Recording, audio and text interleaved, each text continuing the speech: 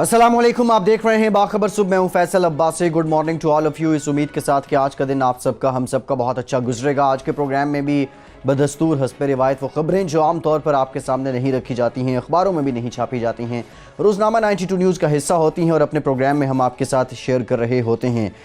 मुल्क के मुख्तलिफ शहरों से हमारे नुमाइंदगान हमारे साथ मौजूद हैं। कराची से फरीद आलम हमारे साथ हैं, लाहौर से अनवर हुसैन सुमरा भी हमारा साथ दे रहे हैं। इस्लामाबाद स्टूडियोज़ में हमारे साथ मौजूद हैं मलिक सईद आवान, इकराम होती साहब और senior correspondent 92 news Suhail Iqbal Bhatti साहब। तमाम नुमाइंदगान का बहुत शुक्रिया। आज के प्रोग्राम में आप सबसे गुफ्तगू करेंगे, आपसे ख़बरें जानेंगे कि कौन से मामलात हैं जो आज आप पाकिस्तान के अवाम के सामने रख रहे हैं। लेकिन सबसे पहले रुख करते हैं कराची का, जहां फरीद आलम मौजूद हैं। और कराची में हमने देखा एक बहुत बड़ी एंटी इंक्रोचमेंट ड्राइव चली, जिसमें एम्प्रेस मार्केट को जब खाली करवाया गया तो मीडिया पर बज़ाहिर जो लग रहा था कि अब ये ड्राइव जो है वो पूरे कराची तक फैलेगी और कराची के कोने कोने चप्पे चप्पे से जो तजावुज़ात हैं वो ख़त्म की जाएंगी। लेकिन कहानी कुछ मुख्तलिफ नज़र आ रही है। फरीद आलम, ये बताइएगा, जो महकमा इंसदाद तजावुज़ात है उसकी कारकर्दगी कहाँ रह गई है? हम देख रहे हैं कि पथारे भी वापस उसी जगह पे आ गए हैं, ठेले वाले भी वापस आ गए हैं, और इससे पहले जो गैर कानूनी तामीरात थी अब गाहे बगाहे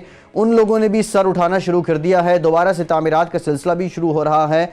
महकमा इंसदाद तजावुज़ात खामोश क्यों है? जी बिल्कुल, सुप्रीम कोर्ट के अहकामात के बाद इस बात की उम्मीद हो चली थी कि शहर कायद से जो है तजावुज़ात और पथारों का मुकम्मल तौर पर खात्मा करके रोडों और फुटपाथ्स को बिल्कुल शहरियों के लिए क्लियर कर दिया जाएगा। लेकिन सुप्रीम कोर्ट के अहकामात के बाद चंद रोज़ तक तो भरपूर तरीके से म्युनिसिपल कमिश्नर की ज़ेर सरपरस्ती जो है सदर के इलाके में कार्रवाइयाँ की गई, ओल्ड सिटी एरिया में कार्रवाइयाँ की गई। उसके बाद लोगों ने देखा कि ये कार्रवाइयाँ शुरू हो गई हैं, तो उन्होंने अज खुद, जो शरीफ लोग थे, उन्होंने अज खुद अपने जो है तजावुज़ात हटा लिए। लेकिन इस इंसदाद तजावुज़ात मुहिम के दौरान जो सुप्रीम कोर्ट के अहकामात में शुरू की गई थी, इख्तियारात का भरपूर गैर कानूनी तौर पर बेदरेग इस्तेमाल किया गया और ना सिर्फ लोगों के दुकानों को तोड़ा गया बल्कि उनके शटर्स के ऊपर जो साइन बोर्ड्स लगे हुए थे, जो लीगल साइन बोर्ड्स थे, उनको भी तोड़ दिया गया। लेकिन ये जो ड्राइव थी, ये जो सोचा जा रहा था कि अब ये पूरे कराची में होगी, लेकिन ये सदर के बाद दम तोड़ गई। अब वो उस तरीके से कोई ऑपरेशन नहीं किया जा रहा है कराची में तजावुज़ात के खिलाफ जैसे शुरू किया गया था। इसके साथ साथ ये भी हुआ यहाँ पर कि महकमा इंसदाद तजावुज़ात जो अरसा दराज से महकमा तहफ़्फ़ुज़ तजावुज़ात का किरदार अदा कर रहा था, सुप्रीम कोर्ट के अहकामात में सबसे बड़ी अमल दरामद में सबसे बड़ी रुकावट बन गया है। जिन जगहों पे केएमसी ने ऑपरेशन किया, करोड़ों रुपए खर्च किए, वहाँ पर मशीनरी किराए पे ली, वहाँ पर फोर्सेस को इस्तेमाल किया गया, उन जगहों पे, उन सड़कों के ऊपर लातादाद पथारे और तजावुज़ात कायम कर ली गई हैं, जिसके बारे में हमें, जब हमने वहाँ पर सर्वे किया, लोगों से मालूमात की, तो उन्होंने बताया कि भाई हमारी महकमे से मामला तय हो चुके हैं, तय होने के बाद उन्होंने ये लगाया है। और सबसे बड़ी जो खतरनाक और हैरत अंगेज बात यह है कि महकमे के अफसरान ये कहते फिर रहे हैं वहाँ पर कि आप लोग बेफिक्र रहें, 5 तारीख को जो है चीफ जस्टिस साहब की आखिरी पेशी, उसके बाद वो रिटायर्ड हो जाएंगे तो ये मामला खत्म कर दिए जाएंगे। इसके साथ साथ जो जिला वस्ती है, डिस्ट्रिक्ट सेंट्रल कराची का सबसे बड़ा जिला है, कारोबारी और रिहायशी इलाकों पर मुश्तमिल ये जिला है, यहाँ पर तो कोई ऑपरेशन सिरे से किया ही नहीं गया। जिला वस्ती में महकमा इंसदाद तजावुज़ात के अफसरान की सरपरस्ती में करोड़ों लाखों की तादाद में जो है इस वक्त पथारे और दीगर चीज़ें तजावुज़ात जो है सड़कों फुटपाथों पर कायम है। नागन चौरंगी से लेकर आप सरफोर के चौरंगी तक अगर जाते हैं तो आपको हज़ारों पथारे नजर आएंगे जहां पर पैसे लेके पथारे लगाए गए। इसके साथ साथ आप सिंधी होटल चले जाएं, काली मार्केट चले जाएं, फिर आप हैदरी मार्केट आ जाए, सखिया सन से लेकर बोर्ड ऑफिस चौरंगी तक आप आ जाए तो वहां पर भी आपको इसी तरह का मंजर नजर आएगा कि तमाम फुटपाथ के ऊपर पथारे और झीली सड़कों जो सर्विस रोड्स कहलाती हैं उन पर पथारे कायम है, फ्रूट वाले, सब्जी वाले। अच्छा, वाटर पंप चौरंगी पे अगर हम आते हैं तो वाटर पंप चौरंगी पे जो वाटर पंप का कदीम बाजार है, उस पूरे बाजार में फरीद स्क्वायर से लेकर दीगर जो फ्लैट्स बने हुए उनके जो फुटपाथ है मुकम्मल तौर पर दुकानदारों के कब्जे में, लोग वहां पर पैदल चल नहीं सकते, वहां पर एक ठिया एक पथारा नहीं हटाया गया। वाटर पंप चौरंगी पे ही जो हमारे शारे पाकिस्तान से हम जाते हैं आयशा मंदिर या करीमाबाद की तरफ, लेफ्ट साइड के ऊपर पूरे जो गाड़ियों के डेकोरेशन वाले, उन्होंने मुकम्मल तौर पर मेन मरकजी रोड पे कब्जा किया हुआ है, फुटपाथ पे कब्जा किया हुआ है और अपनी गाड़ियां खड़ी की हुई है, वहां पर अपनी सजावट का सामान रखा हुआ है, वहां से गाड़ी आप नहीं गुजार सकते। इसके बाद आप आ जाते हैं आयशा मंदिर पर, लेफ्ट साइड के ऊपर आयशा मंदिर से मुक्का चौरंगी, मुक्का चौरंगी से गुलशन इकबाल 13D तक तमाम दुकानों के सामने पथारे फुटपाथों पे ही लगे हुए, सर्विस रोड्स पे लगे, मेन रोड्स पे लगे हुए, नहीं हटाए गए। इसके बाद हम आते हैं करीमाबाद पे, करीमाबाद मार्केट के साथ जिसपे दावा किया जा रहा था कि हम करीमाबाद को मॉडल एरिया बनाएंगे और शफाफ करेंगे, लेकिन ऐसा कुछ भी नहीं हुआ। इन तमाम जगहों के ऊपर सैकड़ों की तादाद में पथारे अब भी मौजूद है। ये वो पथारे हैं जिनसे पहले 500 रुपए, 300 रुपए या 200 रुपए लिए जाते थे, लेकिन अब महकमा इंसदाद तजावुजात जो कि भरपूर तरीके से इस काम की गैर कानूनी काम की सरपरस्ती कर रहा है, ना सिर्फ पथारों की जो भत्ता है उसको डबल तिबल कर दिया उन्होंने, बल्कि अब वो ये तसल्लियां भी देता फिर रहा है कि आप यहाँ पर काम करें, लेकिन सुप्रीम कोर्ट के अहकामात हैं, हमें ऊपर तक पैसे पहुंचाने होते हैं, इसलिए आपको पैसे डबल देना पड़ेंगे। जिसके बाद जो है एक जानिब पथारे और जो फुटपाथ पे जो तजावुजात दोबारा कायम कर ली गई है। सुप्रीम कोर्ट ने अपनी आखिरी पेशी के अंदर मेयर कराची को वाज़े तौर पे कहा था कि हमने आपको सड़कें और फुटपाथ पे से पथारे खत्म कराने के अहकाम दिए थे, जिस पर अमल दरामद नहीं हो रहा। और ये फुटपाथ पे पथारे कौन लगा रहा है, इनसे पैसे कौन ले रहा है, और इसके काम में जो मुलविस है उनके खिलाफ आप मुकदमा क्यों नहीं दर्ज करा रहे। लेकिन मेयर कराची और म्युनिसिपल कमिश्नर ने ताहाल इस पर कोई इकदाम नहीं किए, उनको ना ही उन्होंने इन अफसरान की तफसीलात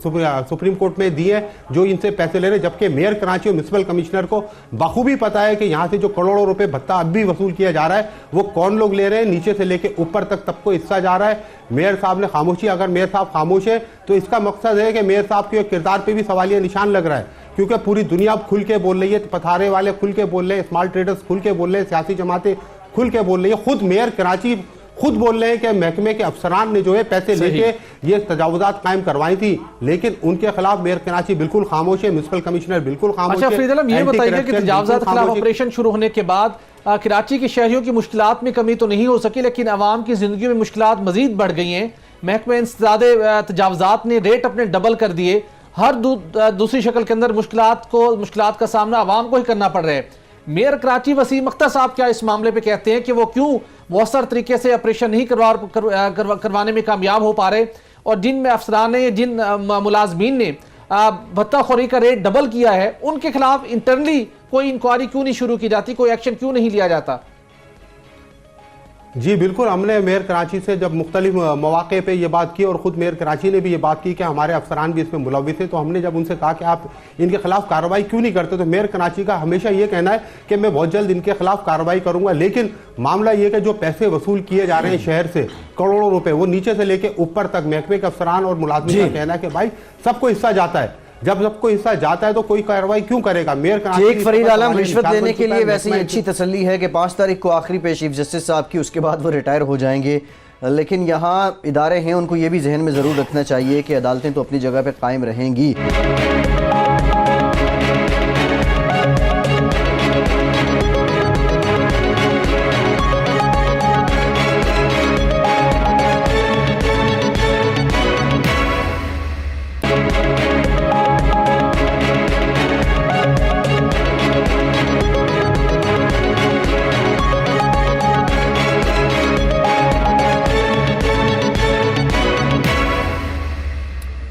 ब्रेक के बाद एक बार फिर से आपको खुशामदीद कहेंगे। एक और मामला जो हमने आपके सामने रखा था, ये अच्छी पेशरफ थी। पिम्स हॉस्पिटल में जो कूड़ा करकट है उसको तल्फ करने के लिए, और बिलखुसूस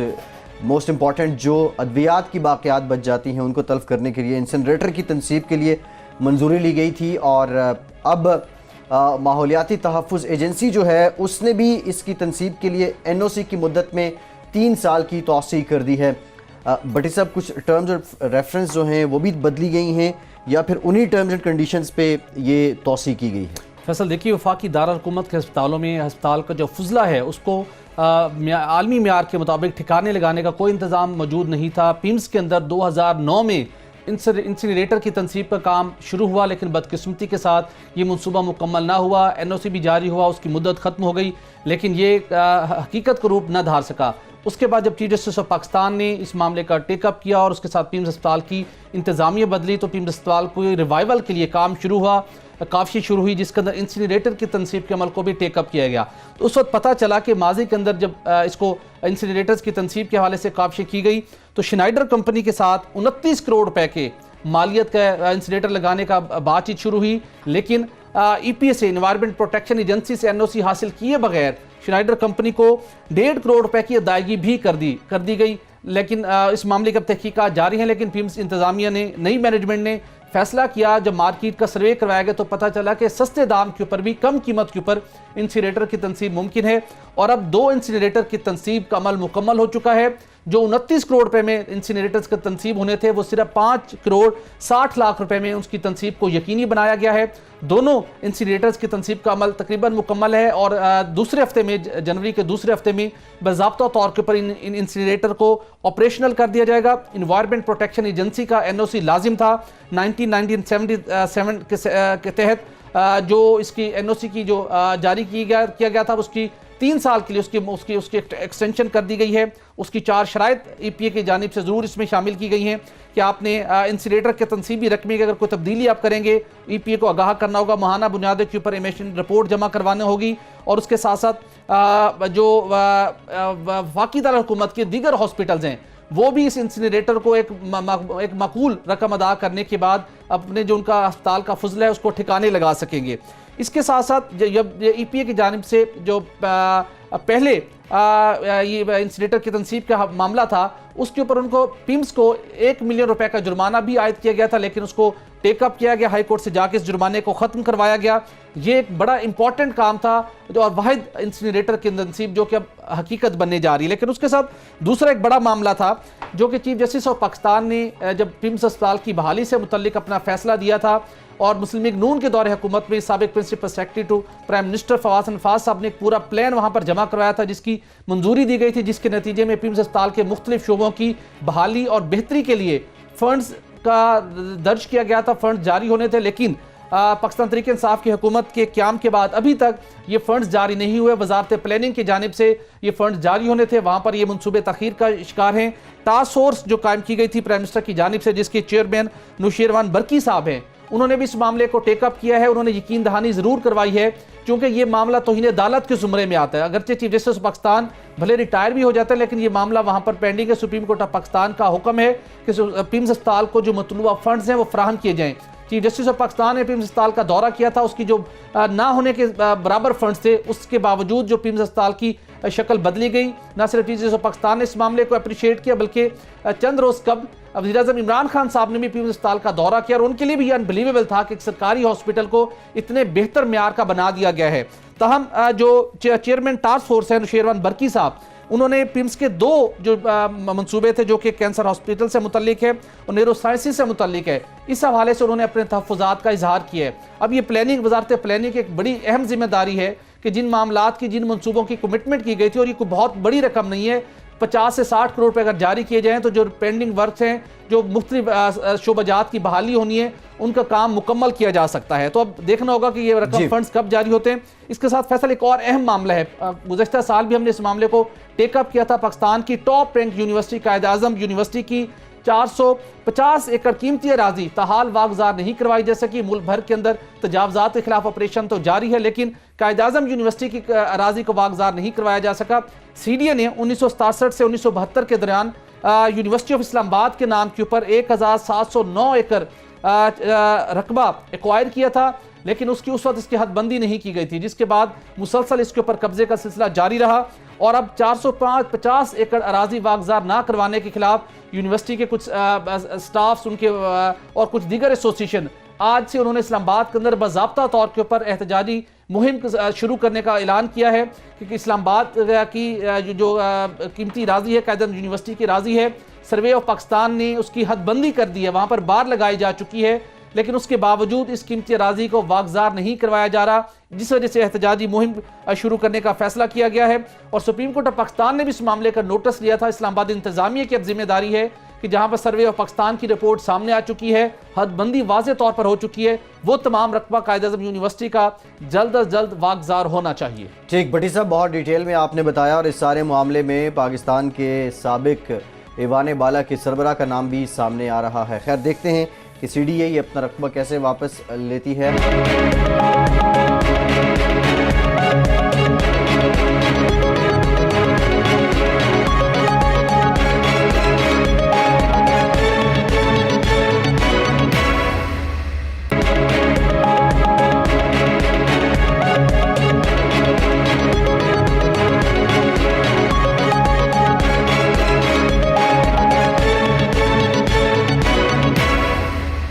अनवर सुमरा साहब हमारे साथ मौजूद हैं लाहौर से। अनवर सुमरा साहब, आपकी खबर है ऑडिटर जनरल ने technical education and vocational training authority taffeta की कारकर्दगी और इसके अंदर जिस तरीके से माली खांचे लगाए गए हैं उनका पोल खोल दिया है। 11 अरब 84 करोड़ 67 लाख के तरक्याती और गैर तरक्याती फंड्स कमर्शियल बैंकों में रखवाए गए। एक तो ये बता दें, क्या रूल्स ऑफ बिजनेस इस बात की इजाज़त देते हैं, और दूसरा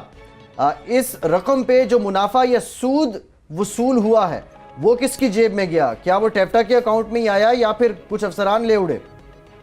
जी अब्बास साहब, बात ये है कि ऑडिटर जनरल ऑफ पाकिस्तान ने ये जो ऑडिट किया है 2017-18 का टेफ्टा का, उसमें ये बात सामने आई है कि बहुत भारी जो फ़ंड्स थे, जिनमें 11 अरब 85 करोड़ रुपए के फ़ंड्स थे, वो पंजाब हुकूमत की जो हदायत हैं, पंजाब फाइनेंशियल रूल जो है 10(2) के तहत, और दूसरा जो पंजाब हुकूमत की हदायत हैं, सरकारी जो फ़ंड्स हैं उनको किसी भी बैंक में रखने के जो भी हदायत असूल हैं, उनकी बिल्कुल सरासन खिलाफ वर्जी करते हुए इनको कमर्शियल बैंक्स में कम शरह सूद पर रख कर जो है 1 साल गुजारा गया है। और ज़राए का कहना है कि ये जो कम शरह सूद पर रखे गए मुख्तलिफ कमर्शियल बैंक्स में जो फ़ंड्स रखे गए, उनसे ज़ाती मफादात लिए गए, और उन ज़ाती मफादात से जो है कुछ अफसरान ने और कुछ जो इंतज़ामिया थी टेफ्टा की, उन्होंने अपने जो है अपने लिए लोन भी सेंक्शन करवाया। इसके अलावा अपने को अजीज़ व अकरबा को मुलाजमतें भी फराहम की। अब ऑडिटर जनरल ऑफ पाकिस्तान में इसमें ये कहा है कि ये देखें, इतनी बड़ी तादाद में फ़ंड्स जो हैं, और एक और तरीके से भी ये करते रहे कि टेफ्टा जो अपना बजट बनाता था, तरक्याती बजट होता था या गैर तरक्याती बजट, उसका वॉल्यूम जानबूझकर बड़ा कर लिया जाता था, और ज़्यादा तादाद में जो है मिकदार में जो है वो फ़ंड्स पंजाब हुकूमत से लिए जाते थे, और डोनर एजेंसीज़ के फ़ंड भी इसमें शामिल हैं। जो कर्ज़ लिया गया था वो भी शामिल है, और जिस मकसद के लिए ये फ़ंड्स दिए गए थे या लिए गए थे, उस मकसद के लिए इस्तेमाल नहीं किए गए, बल्कि हुकूमत पंजाब जो है, फाइनेंस डिपार्टमेंट जो है, उसकी इंस्ट्रक्शंस की खिलाफ वर्जी करते हुए इनको मुख्तलिफ कमर्शियल बैंक्स में इन्वेस्ट किया गया। TDR इनकी ख़रीदी गई। इसके अलावा वहाँ पर कम शरह सूद पर इनको पार किया गया, जिससे ज़ाती मफादात लिए गए, और इससे जो है टेफ्टा की जो फ़ंड्स हैं उसको और पंजाब हुकूमत के फ़ंड्स को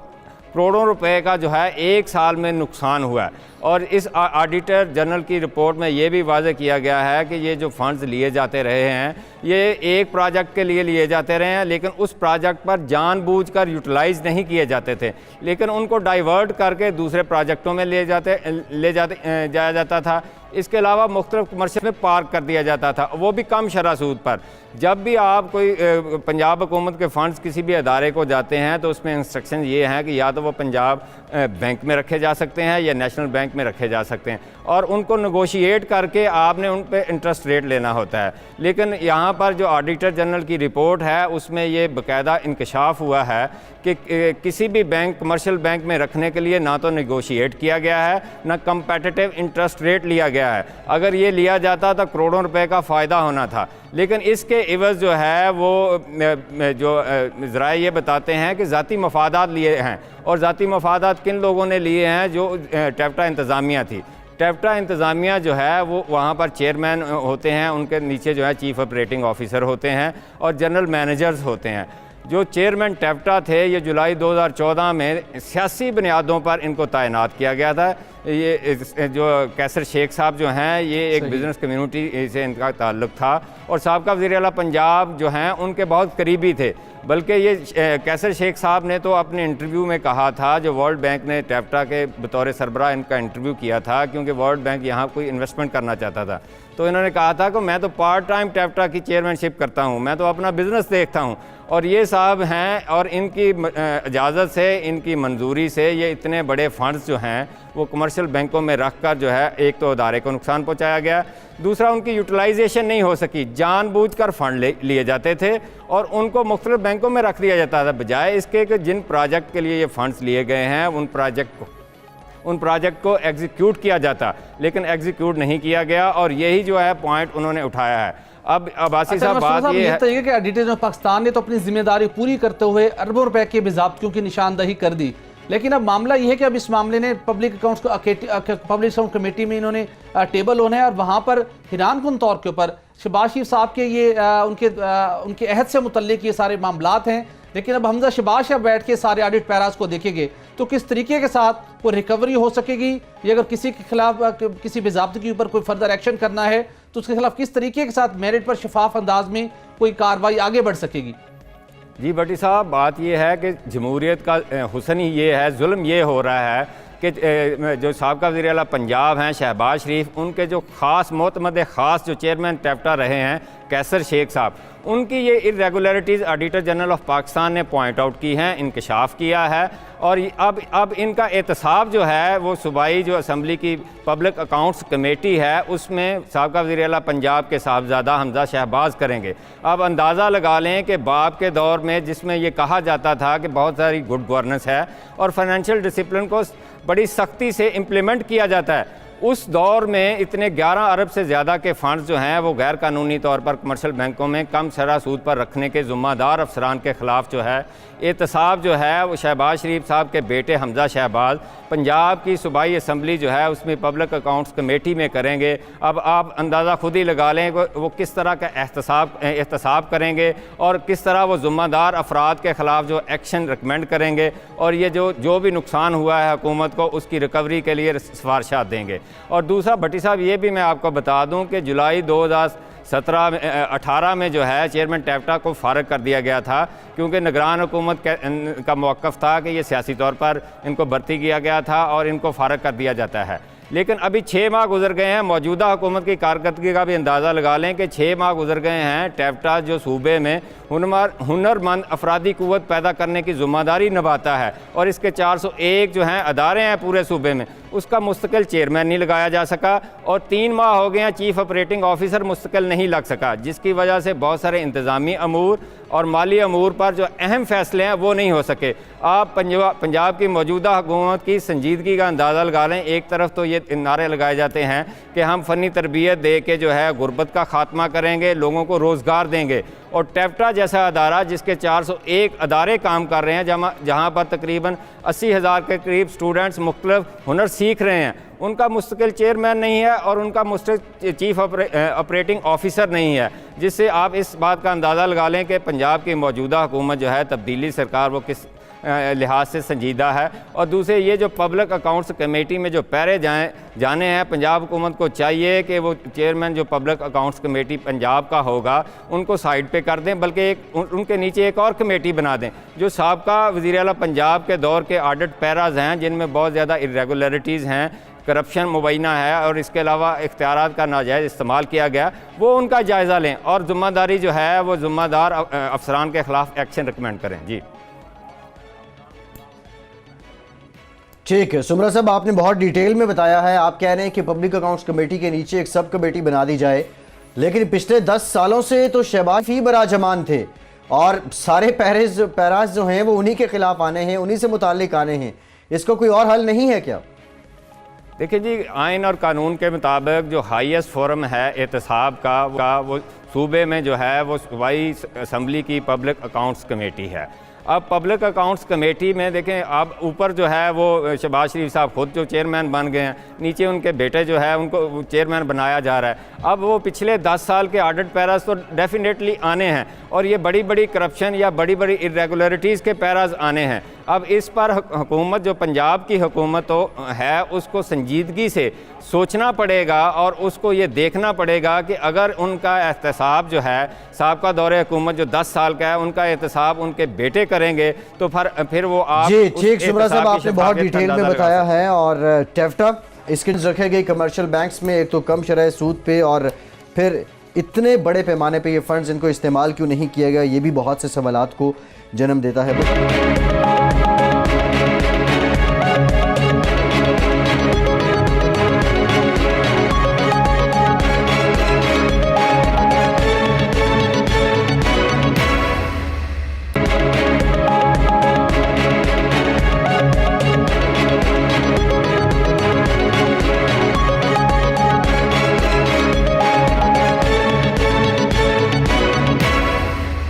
भट्टी साहब, अब पानी का मसला वजारत आबी वसाइल खासे मुतहर्रिक है, बिलखसूस हम देख रहे हैं फैसल वार्डा साहब को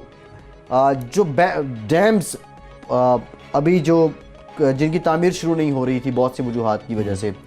बिलखसूस हम देख रहे हैं कि कुछ मुतनाज़े भी थे जिन पे अभी डिबेट होनी थी, कुछ सियासी मसाइल भी थे, जिस तरह कालाबाग डैम है।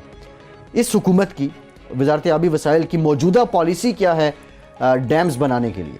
ऐसा देखिए, पाकिस्तान को पानी की किल्लत के एक संगीन चैलेंज का सामना है और इस चैलेंज से निपटने के लिए चीफ जस्टिस ऑफ पाकिस्तान ने डैम फंड्स का बाज़ाब्ता तौर पर आगाज़ किया। ना सिर्फ अंदरून मुल्क बल्कि बैरून मुल्क भी फंड्स इकट्ठे करने की कोशिश की गई और टारगेट ये था कि हमें जल्द अज जल्द बड़े डैम्स की तमीर का आगाज़ करना चाहिए, चूँकि माजी के अंदर जो हमने आखिरी डैम जो बड़ा डैम तमीर किया था वो 1975 में था और उसके बाद हम कोई बड़ा डैम तमीर नहीं कर सके। और अब तक इस वक्त हमारे पास पानी ज़ख़ीरा करने की जो मजमूई हमारी सलाहियत है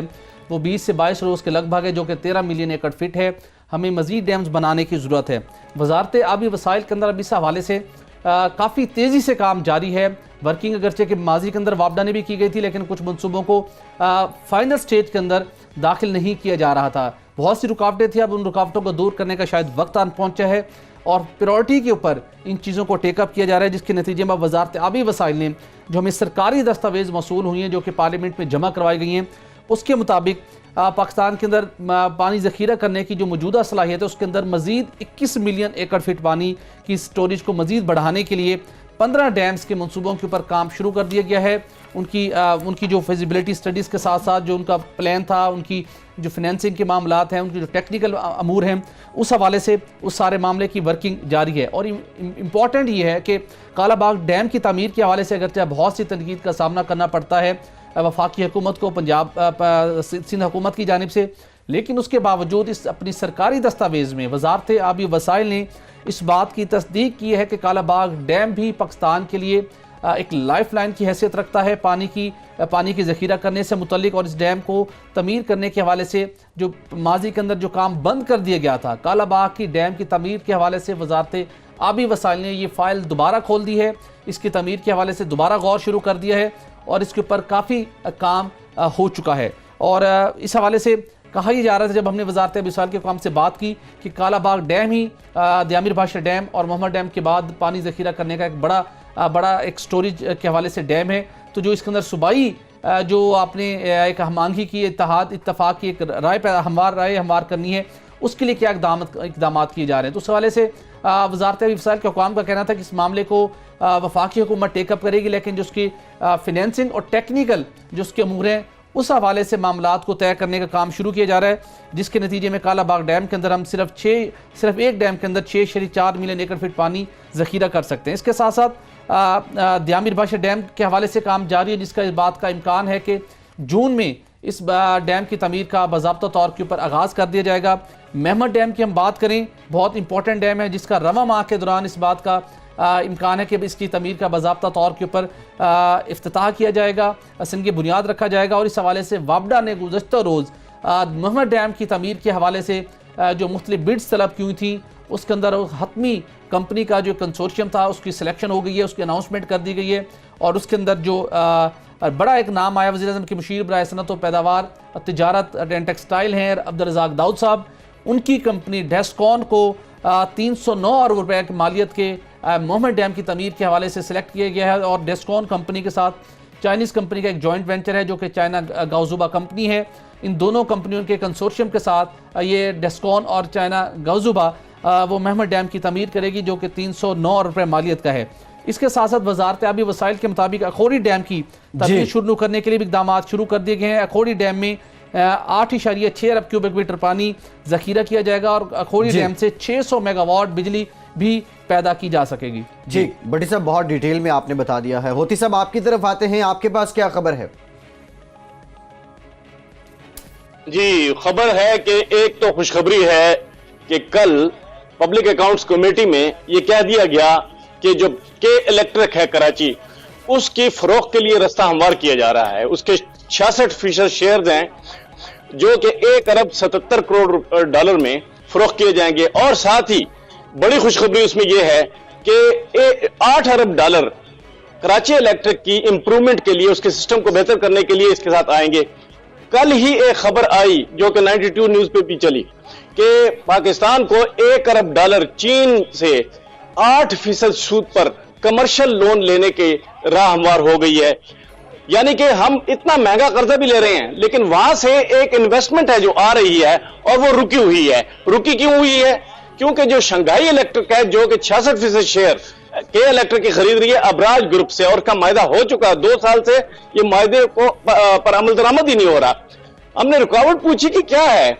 तो पता चला कि 35 अरब रुपए सुई सदरन के देने हैं के इलेक्ट्रिक ने, और पीएसओ सुई सदरन से वो पैसे मांग रहा है कि जल्दी करो मुझे दो, और सुई सदरन जो है वो पैसे उनसे रिकवर नहीं कर पाया के इलेक्ट्रिक से। तो वो जो पैसे हैं उसका भी कह दिया शंघाई इलेक्ट्रिक ने कि ये पैसे भी हम दे देंगे, लेकिन उस पर 35 अरब रुपए की पेनल्टी लगी हुई है, तो ये 70 अरब रुपया हो गया। तो इस मसले को हल करने के लिए कि पेनल्टी को खत्म किया जाए, ये ब्यूरोक्रेसी का काम था। कल पब्लिक अकाउंट्स कमेटी में शहबाज शरीफ साहब की जो कारकर्दगी है उसको वाच किया जा रहा था कि वो बतौर चेयरमैन क्या कहते हैं इस मसले के बारे में। उन्होंने कोई टाइम फ्रेम नहीं दिया कि भाई इसको कितनी जल्दी हल करना चाहिए, और यह भी नहीं पूछा कि किस तरह हल किया जाएगा। सेक्रेटरी इरफान साहब जो कि तवानाई के सेक्रेटरी हैं पाकिस्तान के, उन्होंने कहा कि हम इसे शफाफ तरीके से करेंगे हल, और दूसरा मसला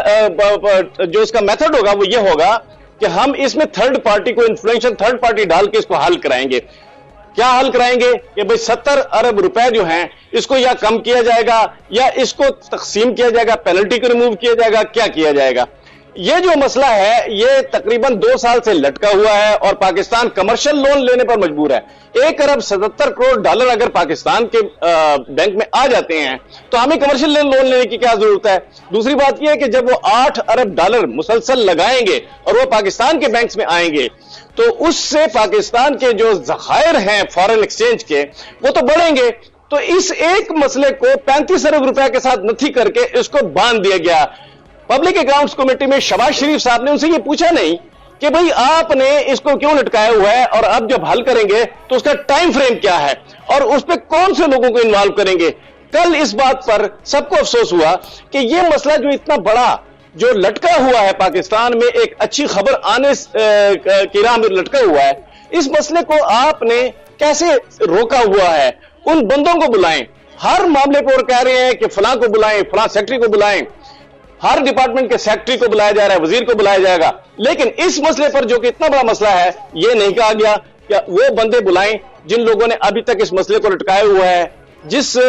प्रॉब्लम की वजह से ये लटका हुआ है उसको बयान करें, उस पर हमें एक फाइल दें। कुछ ऐसा नहीं हुआ। शहबाज शरीफ साहब ने कल इस मसले को सीरियस ही नहीं लिया। अगर इसको सीरियस ले लेते तो कल ही फैसला हो जाना था कि कौन बंदे उसमें बैठेंगे कमेटी में, वो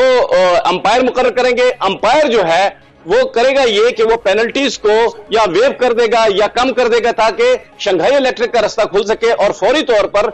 कराची इलेक्ट्रिक का सिस्टम भी बेहतर हो सके और ये टेक ओवर हो सके, ताकि कराची के जो लोग हैं, कराची जो पाकिस्तान का फाइनेंशियल और इकोनॉमिक हब है, उसमें बिजली का मसला बेहतर हो सके। जी ठीक। होती साहब प्रोग्राम का वक्त खत्म हो गया है। बहुत शुक्रिया। आप फरीद आलम, अनवर हुसैन सुमरा, मलिक सईद आवान, इकराम होती, सुहेल इकबाल भट्टी, तमाम नुमाइंदगान का बहुत शुक्रिया। फैसल अब्बासी को इजाज़त दीजिए।